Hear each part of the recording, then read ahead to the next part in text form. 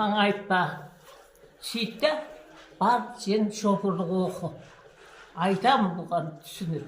Үйде жүреді деп. Соны шофырлық оқы. Сөйді машина айдаған. Қай жерге барып оқыған шопырлықты? Шопырлық. Селпобастық болып істеген ғой. Баратата. Ана. Мінеде селсебетті бір бәлесі болып істеп жүрген. Кейін көтеріліп, Абай базарда анандай магазиннің ішіне қарайтын да. Сондайда істеген. Соны кейін енді іздейді ғой, баяғыда дайындап кеткен соғыс уақытында. Шөл дегенде қай шөл ол? Монтай жақ па? Қандай шөл? Қай шөл деген қай жер?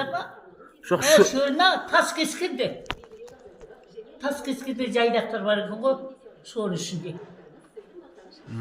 Сөйде елбайлар бәрі аралас екен. Елбайдың шалына тиіпті. Жоқ, әжемнің руы қандай болған әжемнің? Жайдақ қой? Жайдақ па? Тас кескенде жайдақ.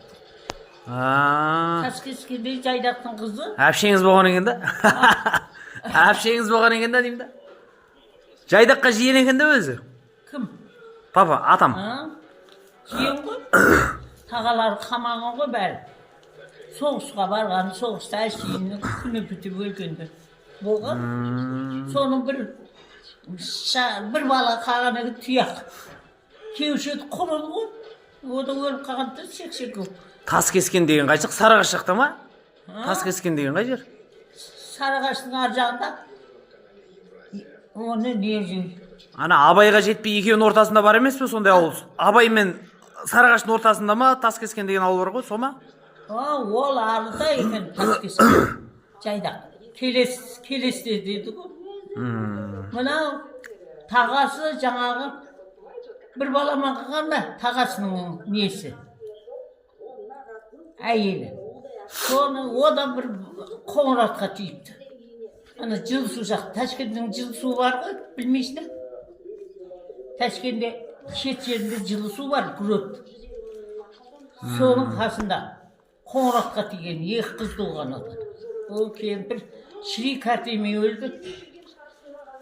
Бір баласынан 6 бала, бір-ақ қыз болды. Соны ойламайды еш нәрсе. Сөйтіп барат атамыз әкеме айтып, апаңнан сұранып шық, соны біз жақта оқисың деген ғой. Ой, ол кісіге, мынау кімде, мынау төренің әкесі екеуіне дайындап кеткен екен ғой. Мені артында қалған тұяқ тірі болып жетілсе, елге барып қосыңдар деп. Бұл бармағанда ғой, сол барат